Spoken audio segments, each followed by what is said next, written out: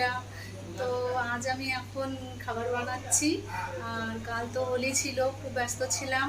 তো আমাদেরই নিমন্ত্রণ ছিল নিচে, তাও খাবার বানিয়েছিলাম।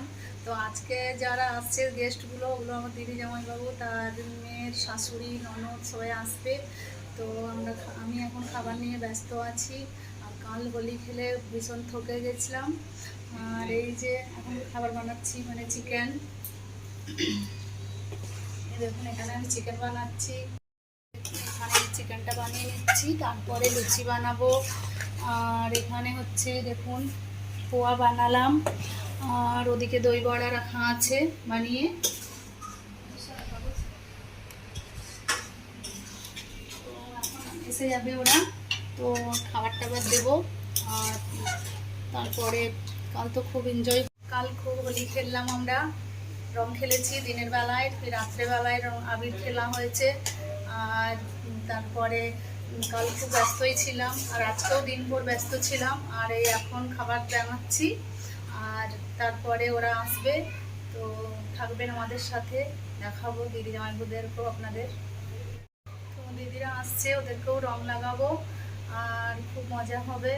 আর বছরে একবার এই বসন্তকালেই এই অনুষ্ঠানটা হয়। তো রং খেলা খুব ভালো, কেন রং খেলতে গেলে মানে ইয়ে হয় না, বলে বসন্তর যে ইয়েটা হয় না, যে রোগ বিমারি, সেগুলো দূর হয়। তাই জন্য রং খেলবো আমরা, খুব ভালোও লাগে রং খেলতে। তো দেখা হবে, আসুক ওরা তারপরে। তো বন্ধুরা, আমি এই বেগুনটা ভেজে নিচ্ছি, আর তারপরে লুচি বানাবো। আর এখানে পায়েসটাও বানিয়ে নিলাম, মায়ের পায়েস। বেগুনটা ভেজে নিই, আর লুচিটা বানালেই হয়ে যাবে। তো আসুন গেস্টরা, তারপরে থাকবেন আমাদের সাথে, সবাই মিলে গল্প করবো, খাওয়া দাওয়া হবে, তারপরে বাড়ি যাবে।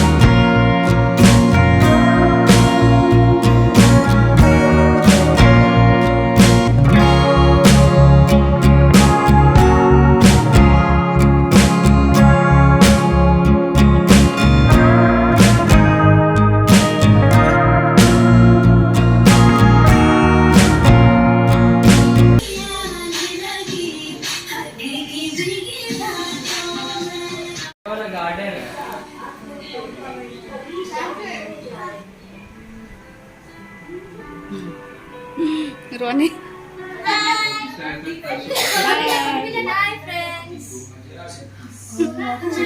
অনেক গরম লাগছে।